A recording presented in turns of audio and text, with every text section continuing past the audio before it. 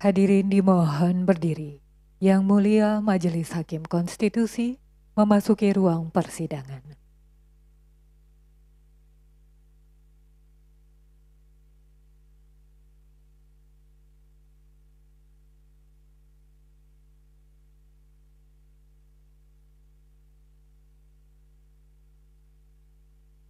Hadirin disilakan duduk kembali.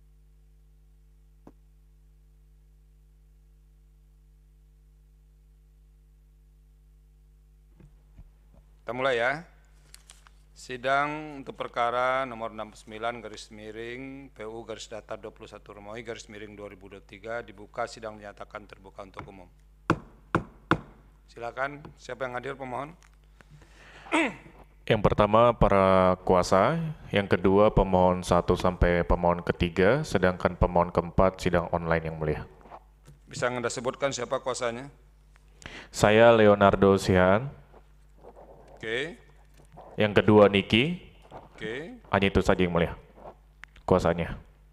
Oke, dua kuasa hukum ya? Iya. Pemohonnya siapa? Prinsipal? Pemohonnya Eliadi Hulu, pemohon pertama. Oke. Pemohon kedua Saiful Salim SH. Iya. Pemohon ketiga Dr. Andreas Launresius. Oke. Pemohon keempat Daniel Heri Pasaribu SH. Yang online ya? Iya, benar yang mulia. Terima kasih. Agenda persidangan kita hari ini adalah mendengar perbaikan permohonan. Meski sekalipun kami sudah menerima permohonan perbaikan yang disampaikan, tapi dalam sidang sekarang kita minta itu disampaikan pokok-pokoknya, apa saja yang diperbaiki. Ya, yang diperbaiki apa saja, jangan mengulang semua. Kalau mengulang semua nanti kayak jadi permohonan baru begitu. Padahal hari ini cuma untuk menyampaikan poin-poin perbaikan permohonan, kemudian dilanjutkan petitum, terakhir nanti sebelum sidang ditutup kami akan mengesahkan bukti. Dipersilakan. Baik yang mulia, terima kasih sebelumnya sudah memberikan kesempatan pada hari ini. Saya akan menyampaikan beberapa pokok-pokok perbaikan. Yang pertama, bahwa di sini saya menegaskan perkara kami ini bukanlah nebis in idem, yang dimana sebetulnya berbeda dengan pokok perkara pada putusan MK nomor 53. Kami akan membacakan bahwa pasal 78 Peraturan Mahkamah Konstitusi nomor 2 tahun 2021, di mana di dalam ayat 1-nya menjelaskan terhadap materi muatan, ayat, pasal, dan sebagainya tidak dapat dimuatkan kembali. Sedangkan pada putusan sebelumnya, putusan MK nomor 53, itu adalah pokok perkaranya pasal 2 yang mulia, sedangkan kami adalah pasal 23. Dari objek pasalnya saja sudah berbeda, artinya itu sudah menjelaskan bahwa kami bukanlah nebis in idem.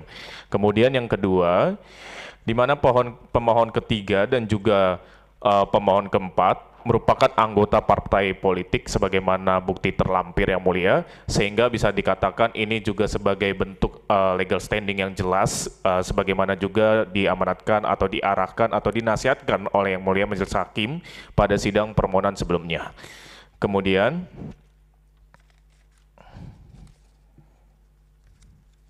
Yang Mulia Majelis Hakim juga memberikan nasihat kepada kami apakah ada korelasinya antara organisasi advokat dengan partai politik, yang dimana pada pokok perkara pada hari ini. Kami akan membacakan yang mulia. Itu di halaman berapa? Saya akan buka dulu yang mulia.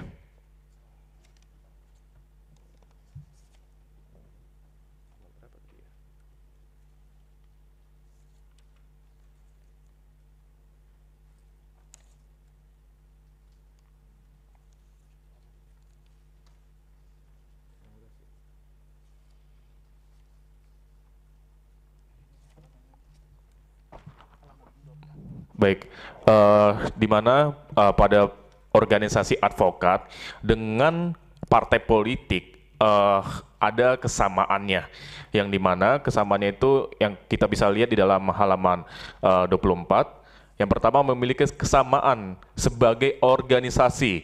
Walaupun memiliki karakter yang berbeda, organisasi advokat merupakan organisasi profesi, sedangkan partai politik merupakan organisasi politik yang keberadaannya berasal dari Undang-Undang 1945 yang merupakan pelaku demokrasi dan kedaulatan rakyat. Yang kedua, partai politik seharusnya lebih relevan dengan pertimbangan aku karena partai politik merupakan pelaku dari demokrasi, di mana salah satu prinsip dan nilai adalah pembatasan masa jabatan. Kita bisa lihat yang mulia, kemudian yang selanjutnya pengaturan masa jabatan yang didelegasikan melalui AD dan ART dengan terlebih dahulu telah ditetapkan dalam Undang-Undang Partai Politik mengenai acuan bakunya, yaitu 5 tahun dengan 2 periode akan menghilangkan keleluasan bagi pihak-pihak tertentu untuk memanfaatkan sebagai kesempatan untuk melanggengkan kekuasaan. Kemudian kita bisa lihat juga bahwa organisasi Itu yang terbalik di poin 10 itu apa itu?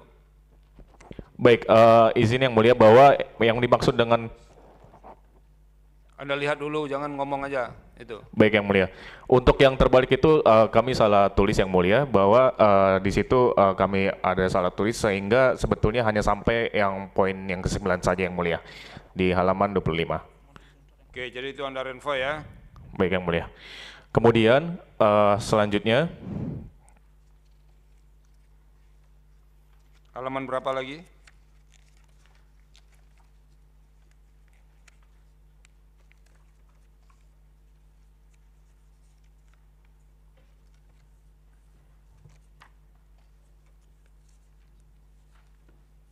yang suprastruktur politik yang mulia. Kami di sini akan menjelaskan bahwa Di halaman Undang-Undang berapa? Dasar Halaman merupakan berapa? suprastruktur politik, halaman 35. Oke. Halaman 35 di situ kami sudah menjelaskan secara konkret bahwa organisasi politik ini merupakan suprastruktur politik dan yang paling sering disebutkan di dalam Undang-Undang Dasar sebanyak 5 kali yang mulia. Kemudian kita bisa mengetahui bahwa organisasi politik ini atau partai politik ini memiliki suatu keistimewaan dibanding dengan organisasi lainnya. Salah satunya adalah keistimewaannya adalah Mahkamah Konstitusi dapat membubarkan partai politik seperti itu. Kemudian kita bisa mengetahui bahwa suprastruktur politik yang kami kutip dalam pendapat Jimli Asidiki pertama kali menggunakan constitutional importance untuk menerangkan bahwa dalam struktur organisasi negara terdapat lembaga yang kedudukannya penting dalam hukum tata negara.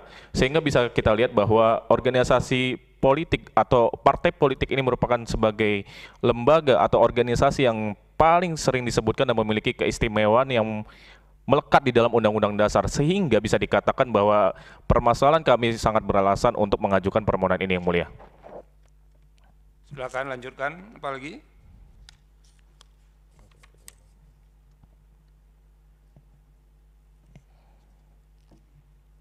Baik, selanjutnya di halaman 40 yang mulia, bahwa Undang-Undang Partai Politik dan Partai Politik tunduk pada hukum tata negara yang merupakan rezim hukum publik yang mulia.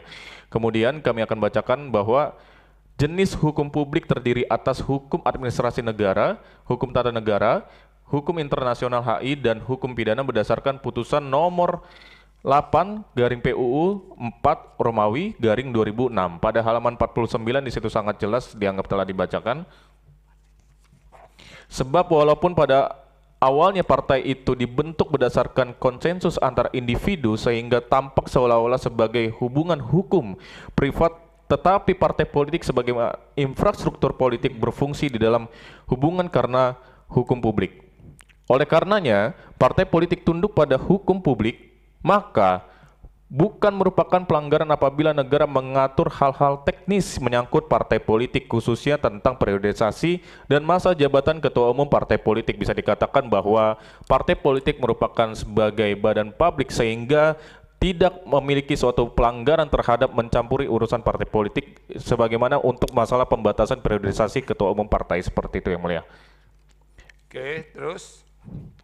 Kemudian bahwa para pemohon juga tidak nafikan jikalau partai politik dalam keadaan tertentu masuk ke dalam ranah hukum privat. Partai politik masuk dalam ranah hukum privat dalam hal hubungan antar anggota, termasuk kesepakatan-kesepakatan dalam menentukan pola bateran AD dan ART-nya. Pertanyaannya, apakah penentuan periodisasi dan masa jabatan ketua umum partai politik merupakan ranah privat? Bila mana hal tersebut merupakan ranah privat, maka pertanyaan selanjutnya yang kita lihat, apakah ranah privat tersebut tidak boleh tersentuh sama sekali oleh negara? Sehingga ini menjadi suatu permasalahan yang sangat krusial. Untuk menjawab ini yang mulia, para pemohon memohon kepada yang mulia Majelis Hakim, Mahkamah Konstitusi untuk menggali mengenai prinsip-prinsip dasar terkait dengan kekuasaan. Menurut Lord Acton bahwa kekuasaan yang korup adalah kekuasaan yang absolut. Terus yang Kami- apa? Cukup. Langsung Kami akan lanjut ke petitum yang mulia. Ya, silakan. Petitum Ya. bahwa dari seluruh dalil-dalil yang diuraikan di atas dan bukti-bukti terlampir, dengan ini para pemohon memohon kepada para yang mulia Majelis Hakim Mahkamah Konstitusi untuk kiranya berkenan memberikan putusan sebagai berikut. 1. Mengabulkan permohonan para pemohon untuk seluruhnya. 2. Menyatakan pasal 23 ayat 1 Undang-Undang Nomor 2 Tahun 2011 tentang perubahan atas Undang-Undang Nomor 2 Tahun 2008 tentang Partai Politik, Lembaga Negara Republik Indonesia Nomor 8, tambahan Lembaga Negara Republik Indonesia Nomor 5189, bertentangan dengan Undang-Undang Dasar Negara Republik Indonesia tahun 1945 dan tidak mempunyai kekuatan hukum tetap mengikat sepanjang tidak dimaknai. Pergantian kepengurusan partai politik di setiap tingkatan dilakukan sesuai dengan AD dan ART, khusus ketua umum atau sebutan lainnya. AD dan ART wajib mengatur masa jabatan selama 5 tahun dan hanya dapat dipilih kembali 1 kali dalam jabatan yang sama, baik secara berturut-turut maupun tidak berturut-turut. Atau menyatakan pasal 23 ayat 1 Undang-Undang Nomor 2 Tahun 2011 tentang perubahan atas Undang-Undang Nomor 2 Tahun 2008 tentang Partai Politik, Lembaga Negara Republik Indonesia Nomor 8, tambahan Lembaga Negara Republik Indonesia Nomor 5189 bertentangan dengan Undang-Undang Dasar Negara Republik Indonesia tahun 1945 dan tidak mempunyai kekuatan hukum mengikat sepanjang tidak dimaknai. Pergantian kepengurusan partai politik di setiap tingkatan dilakukan sesuai dengan AD dan ART, khusus masa jabatan ketua umum atau sebutan lainnya. AD dan ART wajib membatasi paling lama 15 tahun dengan sistem periodisasi ditentukan berdasarkan kesepakatan anggota masing-masing partai politik. 3. Memerintahkan pemuatan putusan ini dalam Berita Negara Republik Indonesia sebagaimana mestinya, atau apabila Yang Mulia Majelis Hakim Mahkamah Konstitusi memiliki pendapat lain, mohon putusan seadil-adilnya. Ex aequo et bono. Terima kasih. Anda mau menerangkan enggak soal legal standing pemohon? Ada yang apa yang diperbaiki berkaitan dengan legal standing itu? Ada perbaikan enggak?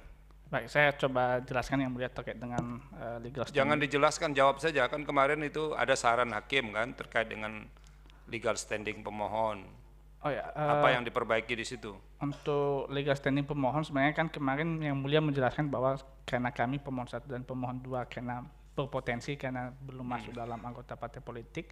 Nah, untuk di perbaikan permohonan ini telah bergabung dengan kita anggota partai politik ya. Dan kita sudah lampirkan bukti-buktinya yang mulia. Oke. Itu partai politiknya apa? Mohon izin untuk tidak disebutkan yang mulia. Oh, bagaimana kami melacaknya? Oh baik, saya akan langsung sebutkan saja. Iya. Untuk anggota partai politik dari Nasdem, kita sudah melampirkan KTA-nya, berserta juga dari partai politik dari Partai Golkar yang mulia. Jadi 2 partai politik ya? Iya, betul yang mulia. Nanti kami cek. Baik yang mulia. Oke, ada lagi? Terus saya izin menjelaskan sedikit yang mulia perihal dengan petitum alternatif. Itu sudah nggak perlu lagi. Petitum alternatifnya sudah disampaikan tadi. Ini untuk ini mensinkronisasikan dengan. Bukan, Anda sudah sampai di ujung loh di petitum, tidak bisa balik lagi. Kecuali yang ditanyakan hakim. Baik yang mulia, terima kasih yang mulia. Makanya Anda harus koordinasi dulu mau menyampaikan apa yang mau disampaikan begitu. Baik Ya. Baik yang mulia, terima kasih yang mulia.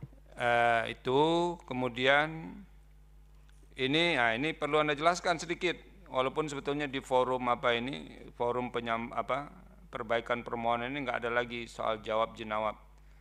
Tapi di halaman 35 itu Anda mengatakan partai politik itu suprastruktur politik ya, di judul besarnya. Padahal putusan Mahkamah Konstitusi itu sudah menstate bahwa partai politik itu adalah infrastruktur politik. Nah, tolong dijelaskan ini sedikit. Baik, terima kasih yang mulia. Memang dalam putusan MK sebelumnya dikatakan bahwa partai politik merupakan infrastruktur politik. Namun apabila sebenarnya kami mulai ini dari fungsi dan manfaat dari partai politik, kami perbandingkan dengan istilah constitutional importance, ya, yang kemudian inheren dengan infrastruktur politik.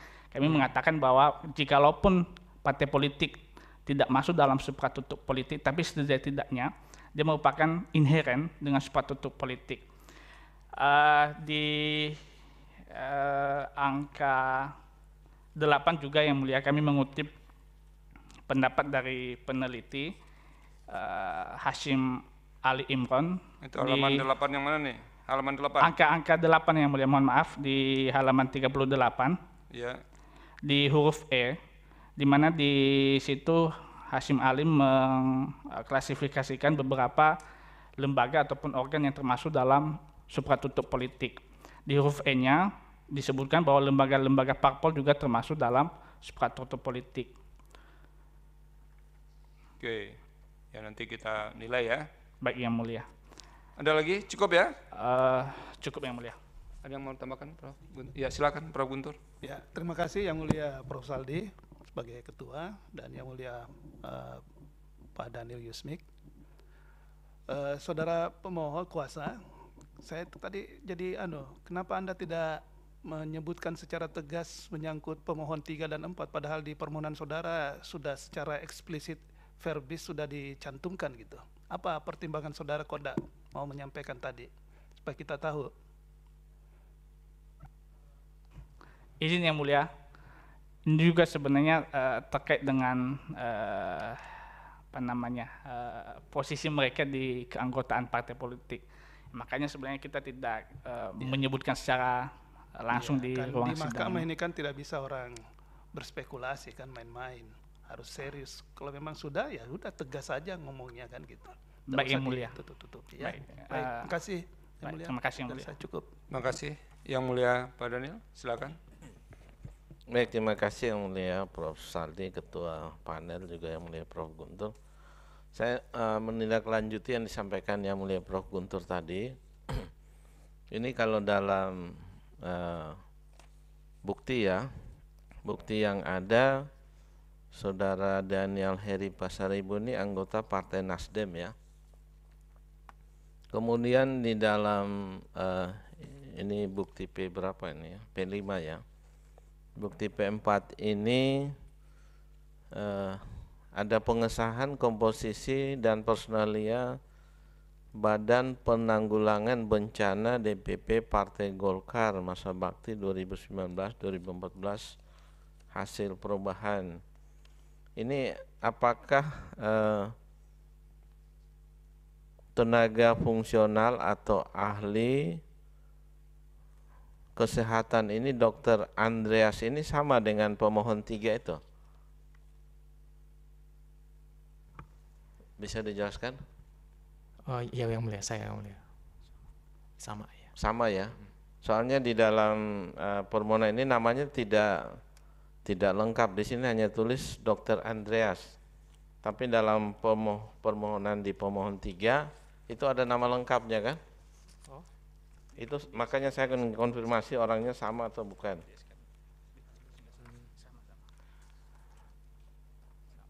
Sama yang mulia. Sama ya, Ya, tapi walaupun tertulisnya tidak sama ya. Karena Soalnya, di permohonan ini pemohon 3 Dr. Andreas Laurentius. Iya yang Ya, mulia. tetapi dalam SK hanya Andreas, Dr. Andreas ya. Berarti orangnya sama ya. Ya, Kemudian ini kalau saudara Dr. Andreas ini ada KTA-nya tidak? Saya tanya kemarin pihak dari BPB belum mengetahui Pak, soalnya saya juga belum pernah dikasih. Oh, belum pernah dikasih. Cuman saya sudah aktif di Golkar sejak akhir 2019. Oke, jadi makanya kan tidak dilampirkan ya. Kemudian yang Ya, terakhir, apakah kalau mewakili partai itu, apakah perlu ada surat penugasan dari partai ataukah boleh tanpa penugasan? Kan biasanya kalau di MK ini, kalau dia mewakili partai itu yang berhak untuk mewakili partai keluar maupun ke dalam itu kan ketua umum dan sekjen atau sebutan lainnya. Nah, kalau saudara Andreas dan juga saudara Daniel ini apakah boleh mewakili partai atau ini hanya inisiatif pribadi? Kalau untuk dari saya ini hanya pribadi yang mulia. Pribadi ya. Kalau saudara Daniel Heri Pasaribu bisa dijawab?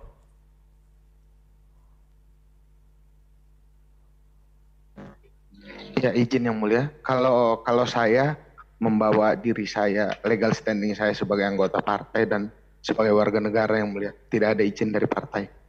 Tidak ada ya. Tapi Ya, siap yang mulia. mengatasnamakan partai tidak juga. Hanya anggota partai Tidak saja. yang mulia. Hanya sebagai anggota partai yang mulia. Oke, terima kasih. Siap yang mulia.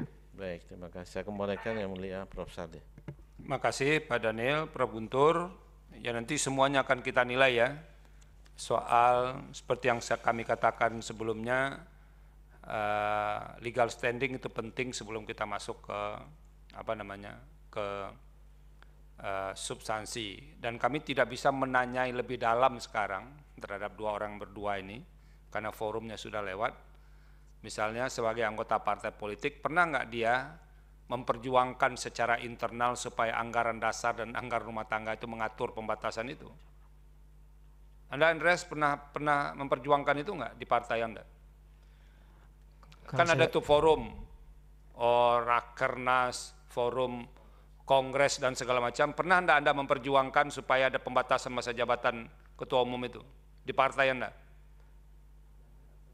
Belum pernah yang mulia, karena saya belum pernah ya? Belum pernah. Kalau saudara Daniel? Izin yang mulia, saya menjadi kader partai itu sejak 2021 dan belum pernah terlibat dalam kongres yang mulia.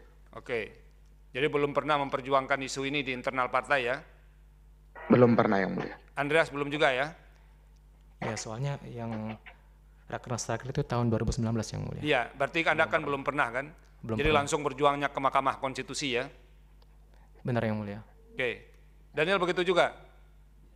Siap yang mulia, benar yang mulia. Terima kasih, itu penting untuk kami untuk nanti menjelaskan legal standing. Sebelum kita tutup, kita sahkan bukti. Saudara menyampaikan bukti P1 sampai dengan bukti P10 ya? Betul? Betul yang mulia. Oke, sudah diverifikasi dan kita sahkan. Terima kasih. Sidang perbaikan permohonan untuk permohonan saudara dianggap selesai dan silakan menunggu perkembangan lebih lanjut di Mahkamah Konstitusi. Apakah permohonan saudara ini akan diputus setelah ada pleno atau ini akan diputus tanpa pleno? Nah, bukan kami juga yang menentukan. Kami hanya akan melaporkan ke rapat permusyawaratan hakim terkait dengan permohonan ini. Nanti hakim bersembilan lah atau sekurang-kurangnya 7 orang nanti yang akan memutuskan bagaimana permohonan ini. Apakah diteruskan ke pleno atau akan diputus tanpa pleno. Ya, nanti akan dikabari oleh Kepanitraan Mahkamah Konstitusi. Kalau tidak ada lagi, sidang untuk perkara ini dinyatakan selesai, sidang ditutup. Hadirin dimohon berdiri. Yang mulia Majelis Hakim Konstitusi meninggalkan ruang persidangan.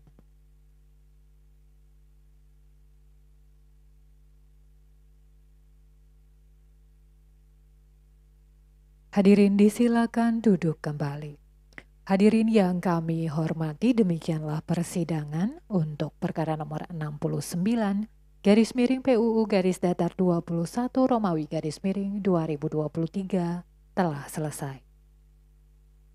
Sidang berikutnya akan dilaksanakan pada pukul 11 waktu Indonesia Barat untuk perkara nomor 42 garis miring PUU garis datar 21 Romawi garis miring 2023. Terima kasih. Selamat pagi.